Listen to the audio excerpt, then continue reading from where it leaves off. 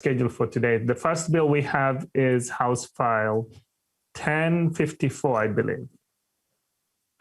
Representative Greenman, please move your bill and tell us about it. Thank you, Mr. Chair. Mr. Chair, I'd like to move House File 1054 to be laid over for possible inclusion. I am really grateful to be here to prevent this legislation that will end the exclusion of hourly school workers from our unemployment insurance program. This is an important policy that will impact tens of thousands of school bus drivers, paraprofessionals, educational assistants, lunchroom staff, and others, and allow them to have the same access to unemployment benefits that Minnesota workers have when they become unemployed. What this bill does is simple. It adds a provision to current law providing that hourly school workers who are doing jobs for which no license is required. Representative Greenman, I didn't want to interrupt you, but I think there's a static coming from your mic.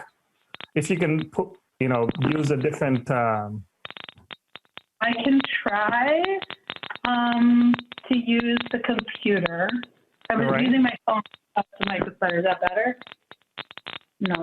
No, I'm still getting the static noise. Okay, let me try the computer audio.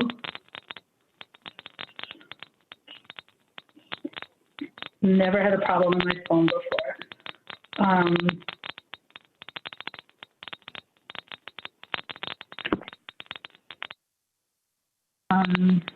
I might have to log out and log back in. You can proceed, and your the testifiers can continue while you're relogging. So if you wanted to call the first testifier, and then they'll give us a briefing. Yes, I think you should have a testifier list in front of you. All right. I think it is. Our first testifier is Sigluger from Education Minnesota. I have Ms. Jakobski. Teresa Jakobowski. Yes, please welcome to the committee and introduce yourself for the record, and please proceed. Mr. Chair and members, my name is Teresa Jakobowski, and I drive a school bus for District 196, Rosemount. It took the pandemic to raise awareness that the current unemployment legislation discriminates against hourly paid employees in the school system. A bill which is finally being presented will end that discrimination, which began almost 60 years ago. Okay, the people taking care of your children, bus drivers, paras, chaperones, cafeteria workers, janitors, hall monitors, secretaries, we all need the safety net of unemployment insurance. These jobs are our livelihood. We love doing them, but it is difficult to make ends meet because the hours are so inconsistent during the school year and especially the summer. You may not be aware that even though our wage is decent, the hours we work are severely limited. Speaking for bus drivers, hours available on any route during the regular school year range from 23 to 40. That means 5 to 8 hours a day, and that is split up in 2 to 3 shifts. I start my day at 5:45 in the morning, and I finish it at 5:30 in the evening. Yet a full paycheck is rare. Just take a look at the school calendars. Days and partial days off are many.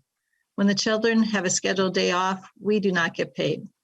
We receive no holiday pay. We do not accrue vacation hours. During the traditional school year, thankfully, the big breaks, winter and spring, come along about the same time we get a third paycheck of the month. So that paycheck fills in for the lack of paycheck for those 3 weeks. But the summer hours, that's the real problem. They are impossible to budget around. This summer, unlike last year, we hope to have summer session. At this point, there's still not a guarantee. When summer school is in session, there is only enough routes available to employ half our transportation staff. Around 120 drivers and chaperones are needed to cover school routes. Summer school is only for 7 weeks, and that's what we hope we can get, and we can only get 16 to 20 hours a week. We're available for work. We gladly work all the hours that are made available to us. And my question is, are those not the conditions required to be eligible for unemployment? Why would my job as a school bus driver that I drive every month of the year be excluded? I hope I am painting a clear picture here. Next time you're out and you see that big yellow school bus with a sign on it saying hiring school bus drivers, ask yourself, why are they always hiring? The answer, even though we are considered full-time employees, even though we have benefits, it is a very hard way to make a living. We, like everyone else, need and deserve access to unemployment and underemployment insurance benefits. There's been great suffering this year. Hourly school employees lost their jobs, and many lost their jobs that they supplemented their income with as well. And then when we did return to work, at least at the bus garage, our shifts were shorter. We are thankful to our administration at District 196, who worked so diligently to make our routes at least 23 hours a week so that we could continue with our benefits. Yet still, most drivers and chaperones lost 5 to 7 hours of work every week. This is a huge financial loss, especially knowing that there's no way to save for the summer when the income is so low.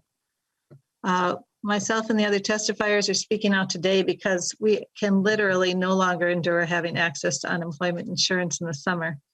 The law as it stands is outdated. It assumes the workers are not taking this job to support their households, and that we should be content in the knowledge that we will be able to work again in the fall. The fact is that we are a vital part of the school workforce, which is needed year-round.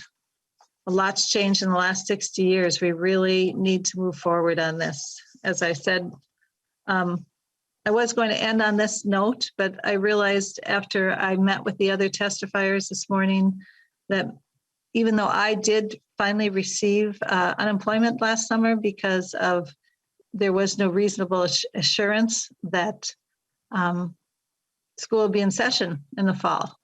And I was given that unemployment benefit. And then when I was on the Zoom meeting with these other workers, I found out that they didn't get it.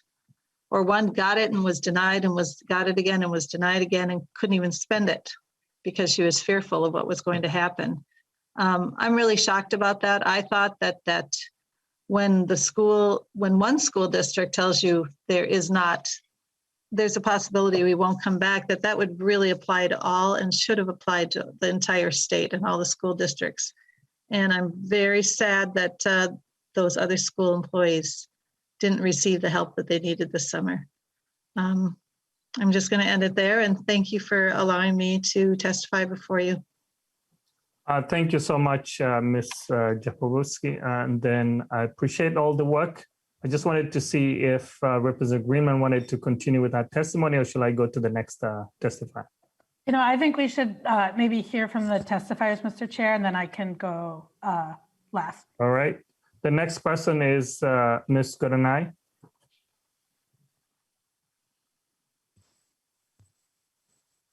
Thank you, Mr. Chair and members of the committee. I am Rachel Godney.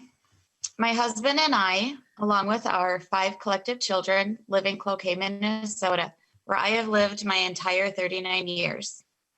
I'm a member of AFSCME Council 65, Local 545. My main source of income is at Churchill Elementary School, where I have been a paraprofessional with the developmental and cognitively delayed students for 6 years. These students require constant supervision, as most of them need help with most functions of their daily living. Most people would consider my job one that requires a specific personality because of the special needs for these children. But to me, it's just a job that I love going to day after day. I also have 3 other jobs through the district. One is teaching an after-school enrichment program. One is teaching or assisting with the Community Education Adults with Disabilities program. And in the summers, I assist with special education summer school. I've done the after-school program and summer school for approximately 4 years, and the Adults with Disabilities program for 15.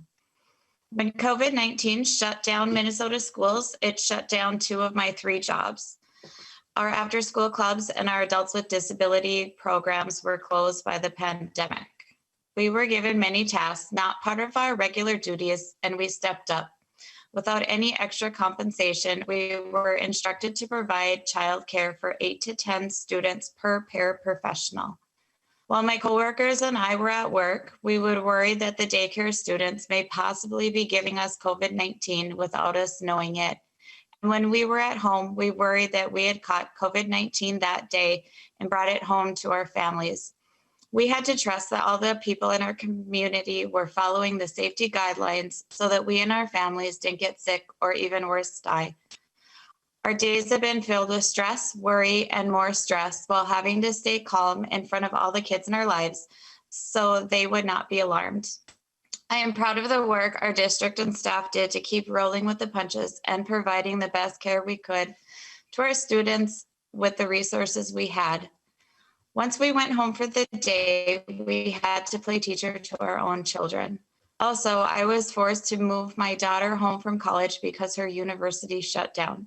I applied for COVID-19 unemployment because, as I understood it, I should qualify since I lost 2 of my jobs as a direct result of COVID-19. I quickly found out that was not the case. I was sent denial letters, but not given a reason why. I applied more than once since that's what the unemployment website instructed me to do, but each time I was denied. However, had my second and third jobs been with Walmart and Target, I would have qualified for unemployment when they were cut, including the COVID-19 benefits. During all of this, while we were stepping up for our communities, I was dealing with the stress of losing a large part of my family's income. I was down $500 a month. My 2020 W-2 showed a decrease of almost $5,000 from the year before.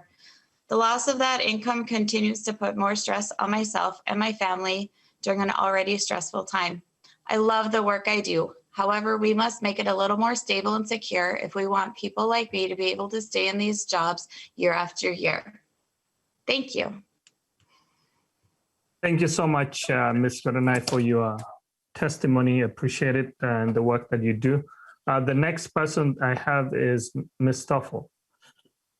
Please welcome to the committee, introduce yourself and proceed.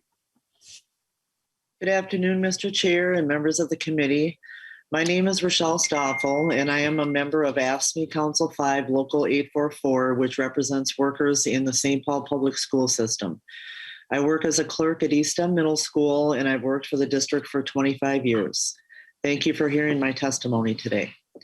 When COVID shut everything down in March last year, I feared that the upcoming months were going to be especially precarious for me, not just because I worked and worried that my family or I could get the virus, but also because I wasn't sure if it was how long it was gonna be, or if I was gonna have any income moving forward at all. In more normal times, the summer months between school terms aren't vacation or a break time for me. I need to work several jobs to make ends meet. And for the last 25 years, I've worked as a caterer for 3 different companies in my off time from education and working for the schools. As I'm sure you can imagine, the catering industry has been hit particularly hard by the pandemic. One of the companies I worked for has permanently closed. Another is operating as a homeless shelter right now, and the other remains closed as well. Needless to say, they did not have any work for me this past summer or since. Because I didn't have any income from my job with the school district and lost my summer work employment with the school district. I couldn't count on other employment either because there was no work. I applied for unemployment insurance from the state. Initially, I did receive a benefit, but in June, my case went into a pending status and I was left wondering why and what to do. I didn't have a clear pathway to make my case or move things along, but I wasn't completely rejected. So I was left hoping for something that did not come for a long time. After speaking to a UI representative, I was informed because I was an educational employee there was reasonable assurance that I would return to my school position, and therefore I was ineligible to receive benefits of any kind. I'm very thankful that I was able to return to work this fall for the school district, and I'm hoping that this summer we'll have a greater opportunity to continue catering, which I love doing, but at this time that's still up in the air. Like I had mentioned before, 2 of my previous catering jobs aren't coming back, and my last job doesn't have the info for us on when they may reopen or when the catering side will pick up for hours, or if they'll bring us back and when. As of right now, I don't know if the school district will need me for the summer or anything else either. I worry that I'll enter this summer without any assurance of employment. But because our UI system excludes workers like me, I'll have to go another summer without any income unless I make alternative arrangements. Last summer, those alternative arrangements meant pulling money out of my deferred comp account, which was supposed to be for retirement. For some of my other coworkers, additionally, they also had to pull out funds from their retirement. Some of them pulled it out of their home, and various other means of trying to get income over those months. It was very confusing to me, as I said, when I applied and I was initially approved for the unemployment, and then denied. And then it was weeks before somebody looked over my case, and then in turn said yes, decided I should qualify, paid me, and for some back pay. But then a short time later, I received a notice that no, I was not, once again, that I was not entitled, and now that I owed all that money back to the state and the unemployment department. I did contact a local representative's office that did work on the case with a deed person, and they finally ended up awarding it, and did finally give me some of the unemployment, but I was afraid to touch it because I was afraid they were going to tell me that I would have to pay it back again. And it went through appeal, and eventually I did receive the funds, but didn't touch it until November of this year. I just think that, I and other coworkers, we've been muddling along through that time frame, and they're just with any means they can to get by. And I hope I never need to use unemployment insurance again, but I really needed it last summer and was left hanging, which I don't feel was right or fair. And that is my story. And back to you, Mr. Chair. Thank you so much for your testimony. And we have Ms. Luga. Welcome to the committee. Please introduce yourself for the record and proceed. Thank you, Mr. Chair. My name is Meg Luger. I'm an attorney with Education Minnesota, and I think my only purpose here right now, besides to obviously affirm the strong testimony of our folks, is to walk through the bill, which is just a really brief and just identify what the implication of the change is. So I will do that extremely briefly, but be available for questions if there are some.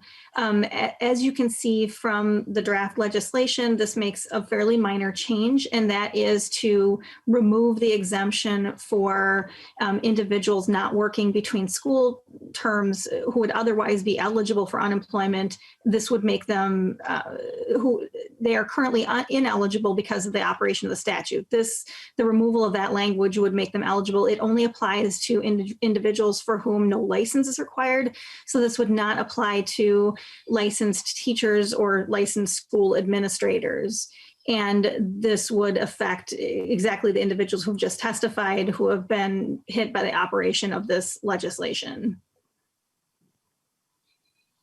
Thank you. Thank you so much for your testimony, followed by Ms. Thornton. Please welcome to the committee, introduce yourself and proceed. Good afternoon, Mr. Chair and members of the committee. My name is Tracy Troughton. I'm an information technology education support professional in Osseo area schools. This last year was the hardest I've ever had financially. My secondary income from my pet sitting completely dried up as the pandemic meant canceled travel plans for so many. I had accepted a summer position with the school district, but it was eliminated just a couple of weeks before it would have begun. Most people would qualify for unemployment insurance. In that circumstance, I was denied because state law doesn't allow hourly school workers to collect unemployment insurance in summer months. I was suddenly scrambling for work. Finding somewhere to hire me for less than 10 weeks was challenging. I found a retail job, but it didn't pay much above minimum wage, and it only lasted 30 days. My emergency fund was quickly exhausted. I had to choose which bills to pay on time or at all, and then my car broke down.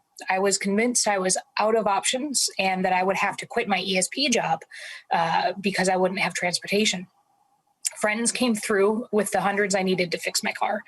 And that was just one of several times that a friend or family member stepped in to help me pay for rent or groceries or other necessary expenses since that summer job was lost, which means I'm one of the lucky ones. If I didn't have family and friends who could help me financially, I honestly don't know how I would have kept food on my table this long. The financial impact from being unemployed part of the summer is still causing ripples. I had no budget for Christmas. I've had to put off some medical treatments. I'm still catching up on some of those bills. I've always loved education. My father and grandfather were both educators. Many in my extended family have worked in schools and various jobs. It's really something that's in my blood. I grew up with a great love and respect for education as a profession. And my job is perfect for me. I get to use my skills to keep technology running smoothly, which means staff and students can focus on learning instead of troubleshooting. My district has nearly 25,000 instructional devices that need to be kept in working order so students and staff can be successful, plus classroom technology, special event technology, all sorts of other things. My position has only become more vital during hybrid and distance learning models.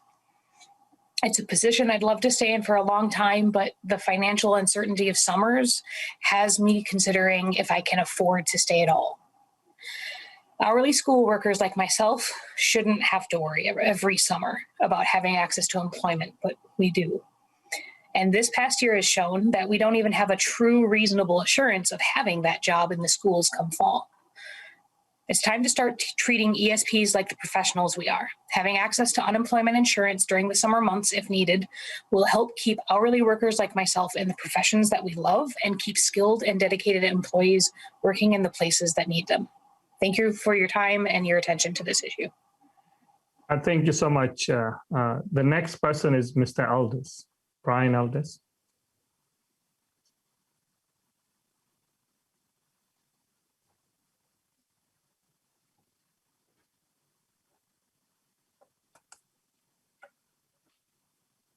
Is Mr. Aldis with us? I don't see him on the screen.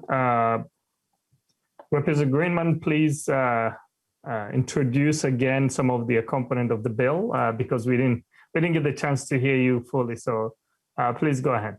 Thank you, Mr. Chair. Rolling with the punches on the technology. I hope folks can hear me. And this just allows me to, I think that the folks that we heard from, the workers who are in our schools, are asking for this. And so I just actually want to highlight a few reasons why I think it's important that we do this and root this policy in their experiences and what they need.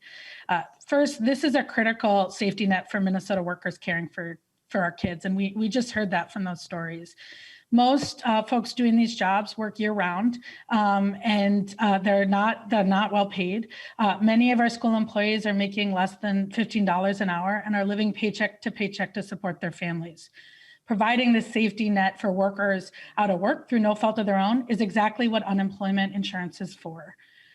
This policy also helps our school districts and our kids by providing stability in the workforce. And we heard Teresa talk about the challenges of retention. These jobs, bus drivers, paraprofessionals, educational assistants, food service, they're jobs that oftentimes have higher turnover, and excluding workers from being able to collect unemployment insurance while they're looking for other jobs can make it harder to retain workers who decide that they might move on after facing a summer without the certainty of an income. Schools lose valuable staff, and our students lose important and caring adults. This policy change will help us retain and invest these women and men who are on the front lines of caring for our kids. And last, it's just the fair thing to do. These Minnesotans are playing critical roles in our schools all over the state, providing one-on-one support for students with disabilities, ensuring our kids are nurtured with healthy food, providing a safe environment for our kids to get to school, to and from school, and so much more.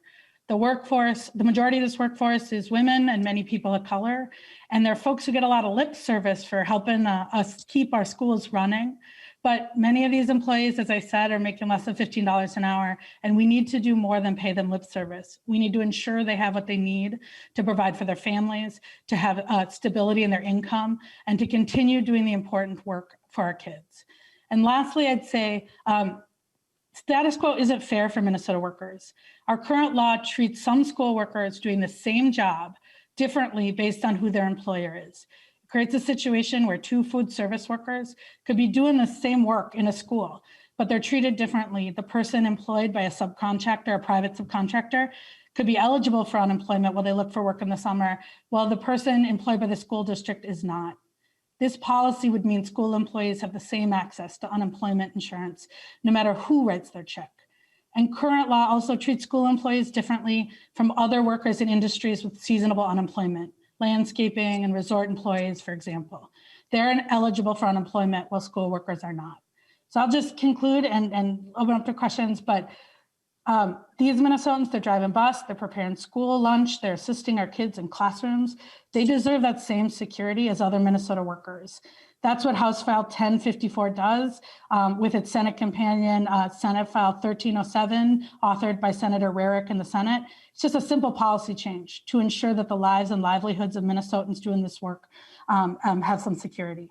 So with that, I think I will turn it back to you, Mr. Chair.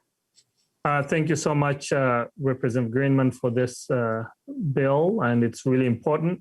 Some of those who are impacted during the COVID-19, and so standing with them. So the first question that I have is from Representative Haley. Thank you, Mr. Chair, and thank you, Representative Greenman, for bringing the bill forward. And thanks to the testifiers for sharing their stories. I have two questions for you, Representative Greenman. First of all, has this proposal been vetted or gone over from the UI Advisory Council? Representative Greenman. Mr. Chair, thank you, Representative Haley. My understanding is it was in front of the UI Advisory Council this summer. Mr. Chair? Representative Haley, I just wanted to express that I brought this bill to the advisory and we discussed it there. Go ahead. Mr. Chair, Representative, can you share with the committee the recommendation from the UI Council? At this point, Representative Haley, we don't have any recommendations from the UI advisory. These are all bills that have been put forward. So this is the bill that was presented to the UI advisory in January. And there's no recommendation at this point coming for this section or any of the sections that we have today. Thank you, Mr. Chair. I guess that's something that I think the committee should follow up on. That is the role of the UI Advisory Council. And I guess I would be looking for their review of the proposal and recommendation as they consider, all the various impacts of some of the bills that we're discussing today on the UI Trust Fund, et cetera. So I do have another question, though, if I can proceed. Proceed, Representative Haley. Thank you, Mr. Chair. Representative Greenman, do you know at all, the federal government, as you know, is debating a $1.9 trillion COVID relief package, and what I've read, there's significant money in that relief package that will be directed towards schools. I'm wondering if you're aware of any of those funds that would be directed towards, some of these issues that your bill addresses today. Representative Greenman. Thank you, Mr. Chair, and thank you, Representative Haley. I know that there is a discussion about it, and what I will say just in general is this is an important thing now in COVID, but it is also an important thing that has been an issue for years. And so I am not exactly sure, and I would ask Chair Knorr if he has more information about if we know yet about those federal dollars. I assume that some of them will be available, but I would just also emphasize the impact that this would have in the long term on these workers. Representative Haley, just to explain that, I think it's school districts are reimbursing employers. So that means that they can use any funding that they receive as part of the reimbursing for the UI trust. As you're aware of, reimbursing employers do not pay into the trust fund. So that's something I think we need to be considering and figuring out how to support that structure.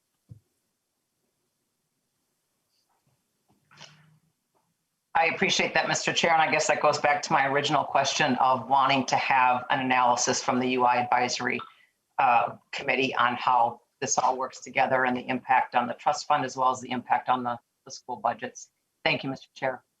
Thank you, Representative Haley. We have requested, and we're going to be requesting once we put all the bills together, analysis from DEED so that you can have informative decision. If we get that information, I think it's something that this committee would like to hear about it. The next person that I have is Representative Juggins.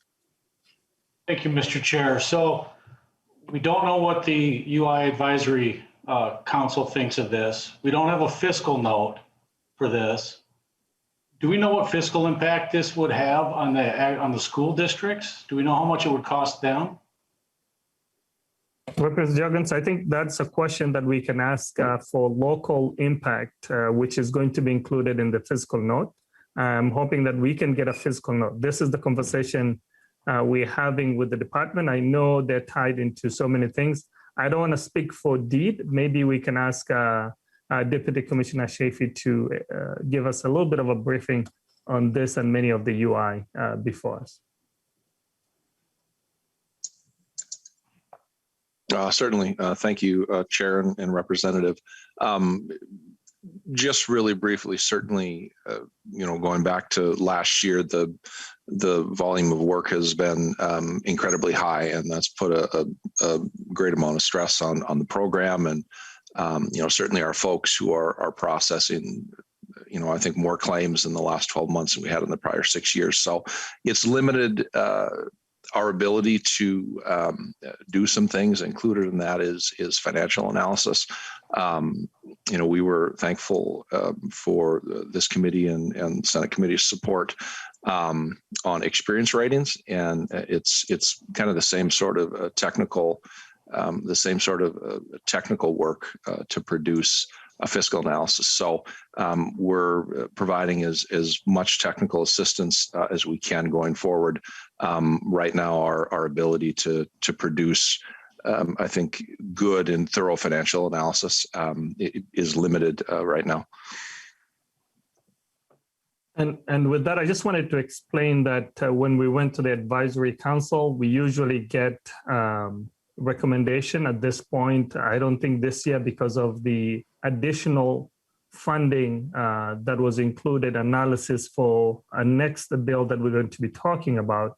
2 bills that were included in that conversation was included in budget recommendation from the governor's office. Representative Juggins, any follow-up? Yeah, Mr. Chair, I find it hard to follow how we're expected to vote today with lacking so much information.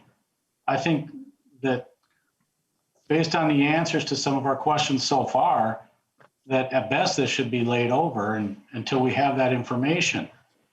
I think that this bill, initially when I heard it, I thought, well, that makes sense. But we really need to take a look at this from 2 different perspectives. In a typical school year, the drivers or the food service employees, it's a 9-month job basically that they are accepting. They understand that. They understand that at the end of the school year, they won't have work until the following September. Now, last year was different because of COVID. And I do think that we need some kind of a safety net to help those employees when something like that happens. It's something that's unexpected. But summer vacation is expected. That comes every year. And so I think that needs to be taken into consideration. I really have a hard time. I mean, we know we can't figure out how much this is going to cost the school districts, but all of the factors should be known. The school districts know how many drivers that they employ. They know how many food service employees they employ. They should be able to figure this out. And whatever cost that goes to the school district, that's in effect taking money out of the classrooms. Is that what we want? So those are the concerns that I have with not just this bill, but the entire process that we appear to be going down today. So those are my comments. No further questions, Mr. Chair. Mr. Chair. Representative Greenman. Mr. Chair, thank you. I would just say first for these workers, as we heard, there is no summer vacation. They are working multiple jobs. And what this does is just like unemployment insurance for everyone else. It allows them to say, I'm looking for work, I'm trying to find work. And if it takes me a few weeks, I can use my wage credits for unemployment. And so I think that when folks, as we heard, I think at the top, Teresa talked about, she's not taking a 9-month job and vacationing in the summer. She's actually like a lot of other hardworking Minnesotans, really trying to piece all these things together so she can continue doing the good work in our schools. And the other thing I'd say is it is on us at the state to ensure that our schools are fully funded and that our school districts have what they need. We should not balance our budgets on the back of these workers. And so Mr. Juergens, Representative Juergens, I agree with you that we need to ensure that our schools have what they need, but we shouldn't do that by excluding these workers from benefits that many other Minnesotans have. Thank you. And just to note that this bill as presented right now is being laid over for possible inclusion. So that the end is when we're talking about combining and sending it to the Ways and Means, which is also a fiscal a finance committee to analyze some of the details. So with that, I just wanted to ask Representative, I believe it was Frankie. I didn't put down the order. Go ahead, Representative Frankie, and then we go back to the next. Thank you, Mr. Chair. Thank you, Representative Greenman. Couple of questions. My first question is, looking at the bill text, it just refers to educational institutions. Is this going to have any effect on our higher ed at all? Beyond our local school districts? Is this going to envelop into our higher ed system? Representative Greenman. Thank you, Mr. Chair. I believe that, and I would have to ask for backup from the agency, that for non-licensed professional folks at higher ed, it may impact them. We have staff, Ms. James, if you can provide us with some guidance, if this is connected also with higher ed, as I assume it's not, but I just wanted to get your input on that. Mr. Chair and members, I don't know the answer to that offhand. I'm pulling up the statute right now to see if there's a definition for educational institutions. That I wasn't assuming that it included higher ed, but I don't know the answer. Ms. Beckel, do you have any update? Mr. Chair and members, Solveig Beckel, House Fiscal Analysis. As written, this bill would include higher education.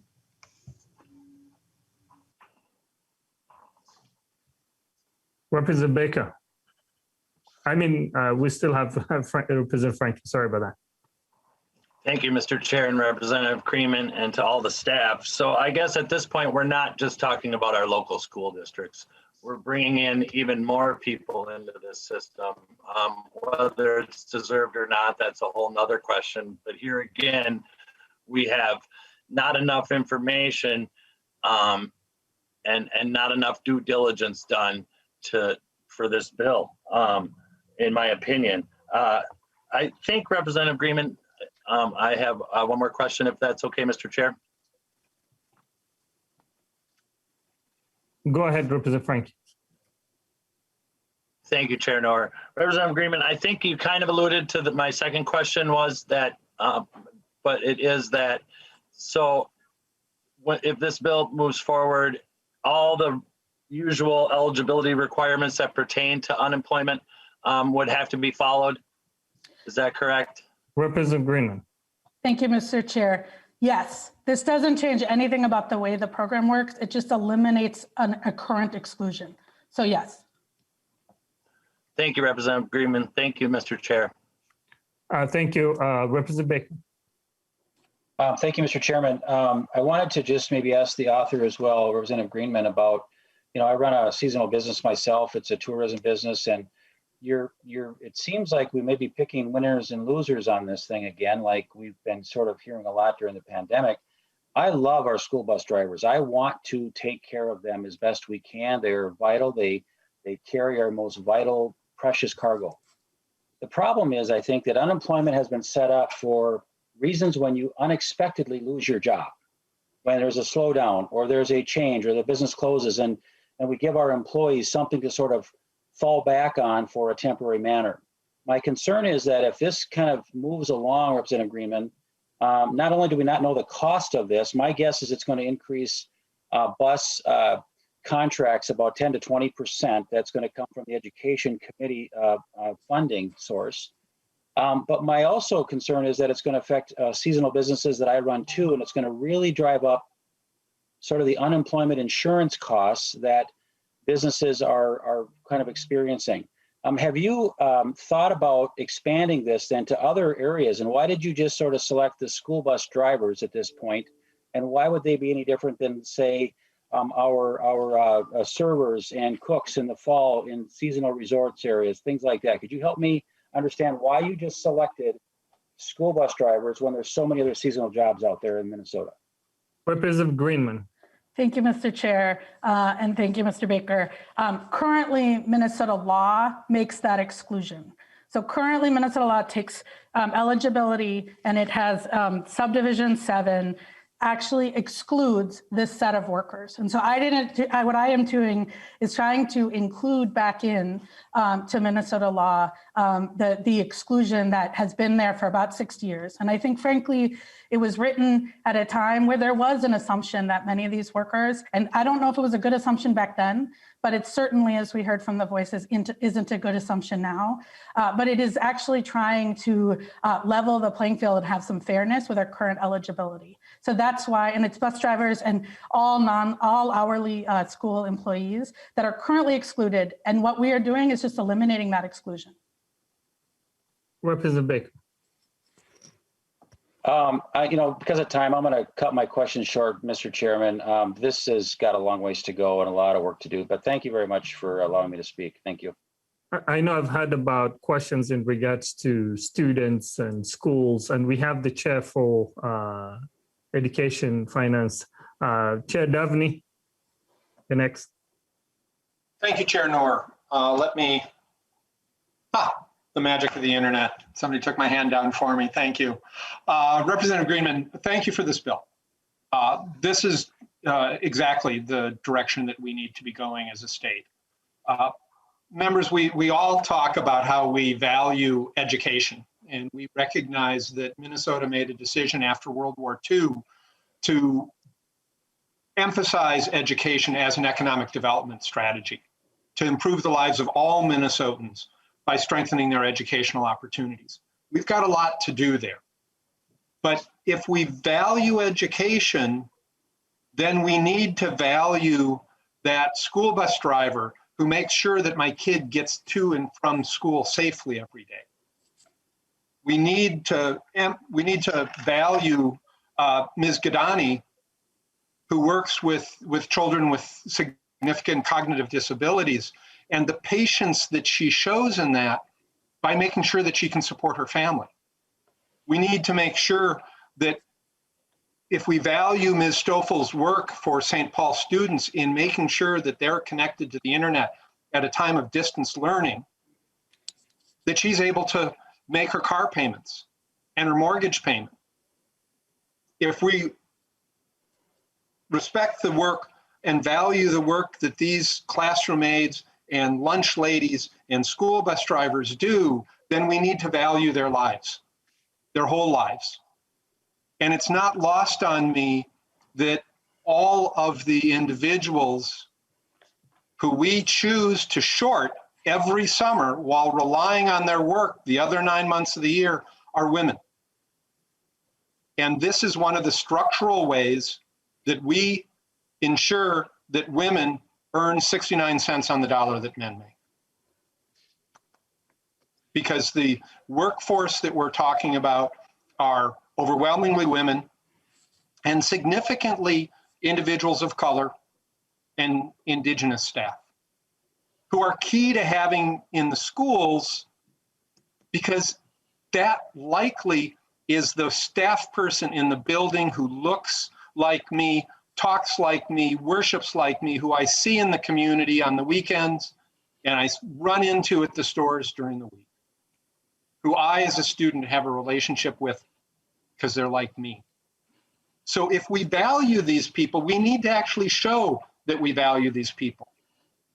And if we're concerned that the UI Advisory Committee didn't come forward with something on this, we're the policymakers in Minnesota, not some appointed advisory committee. They're advisory to us. We set the policy in Minnesota as to who should get unemployment insurance, unemployment protections, unemployment support. And for too long, we've used it as a way to make sure that there's just almost enough money to get by on, but make sure that people are ready to go back to work at any job they are offered, rather than a job that will support their families. For our public schools, they're allowed to levy for 100% of their unemployment insurance costs. So this doesn't take money out of the classroom. But what our current policy does is stress and strain the staff in the classrooms by not assuring them of a stable economic life and a place in their community. So Representative Greenman, absolutely, from a policy perspective, this is the direction we should be going, because it strengthens the very communities that we seek to strengthen and help thrive through education. So thank you for your leadership here. I hope the rest of the committee will step up and join you in that leadership. Thank you, Mr. Chair. Thank you, Chair Devney. Well stated. And I think I want to keep the testimony short because we do have other bills. So I'll go to Lead Hamilton, and then if you want to have a follow-up, Representative Haley, please do so. Thank you, Mr. Chairman. And as policymakers, we should also have at least a basic understanding of what the cost is going to be and how this is going to impact our local school districts. It's my understanding that the fiscal note was requested over a year ago on this bill, and we have yet to see it. So, Mr. Chairman, I know this bill is going to be held over for possible inclusion. Will we have a fiscal note? And better yet, will we know the local impact before we're asked to vote for this bill or on this bill? Thank you, Mr. Chairman. Thank you, Lead Hamilton. As I tell you this, we are going to be proceeding to put this bill in the Ways and Means in the end, but right now it's being laid over. Today, I think we will put that package together for the UI, and we're going to be asking for complete analysis, and I can guarantee you that once we get the fiscal analysis, we will share that with the whole committee, and you can have an input as this bill moves forward. So with that, if you have any follow-up, go ahead, Lead Hamilton. Well, thank you, Mr. Chairman. But, you know, it would be beneficial to have that information before we're asked to vote on a bill, either for or against, versus after. So, Mr. Chairman, I would hope that we would wait until we have that information before we move this out of committee. Thank you, Mr. Chairman. The next person is Representative Haley. Thank you, Mr. Chair. And I just had to comment on Lead Dabney's comments because I did not want my no vote on this to be in any way interpreted as not supporting women in business and mothers and not supporting people of color. This is not an emotional vote. This is a factual vote, and that is our responsibility to the constituents in the state of Minnesota. We do not have the facts to move this forward. The UI Advisory Committee advises on all aspects of UI, so they should be advising on this significant policy change as well. And currently, the UI Trust Fund is bankrupt. Now, we will have some federal support on that, hopefully, but that is a big part of this picture, because that fund going into further deficit could impact Lee Dabney, a woman-owned business, a minority-owned business, in another aspect. So I just wanted to make that point because, again, I support these folks that work in our schools. I think all of my colleagues do as well, and the bus drivers. And there needs to be a responsible solution here, but we don't have the fiscal information on the table to make that decision today. Thank you, Mr. Chair. Thank you so much for the reminder, Representative Haley. As you're aware of, school districts are reimbursing employers, meaning that they don't pay directly into the UI Trust Fund. And quite frankly, the federal government stepped in. 50% of reimbursing employers is being paid through the CARES Act. And that's one reason we should have been looking into supporting the hourly workers who really support our kids in school. So Chair Dabney stated very well. And as we negotiate this process, I'm assuming there's a confidential requested fiscal note. And I'm hoping that can be made public as we deliberate this discussion in Ways and Means. With that, I just wanted to give Representative Greenman the closing remarks and renew our motion so we can proceed with the next few bills. Thank you, Mr. Chair. And I will keep it brief because I think that where I want to end is in the where we began, in the voices and the stories of what our bus drivers, what our paraprofessionals, what our school lunch staff, what they're asking for, which is the same fairness that other workers, other hourly workers have, which is when they're out of work through no fault of their own, they have the security of being able to apply for unemployment and being eligible when they're looking for work. These are folks who are doing important work for our schools. They're doing important work for our kids, and it is simple fairness. So I'd ask for your support. I don't think that these workers can wait, and I think it's 6 years has been too long. With that, I would say I'd ask for your support and turn it back over to you, Mr. Chair. Thank you so much. Representative Greenman renews her motion. House File 1054 be recommended be laid over for possible inclusion.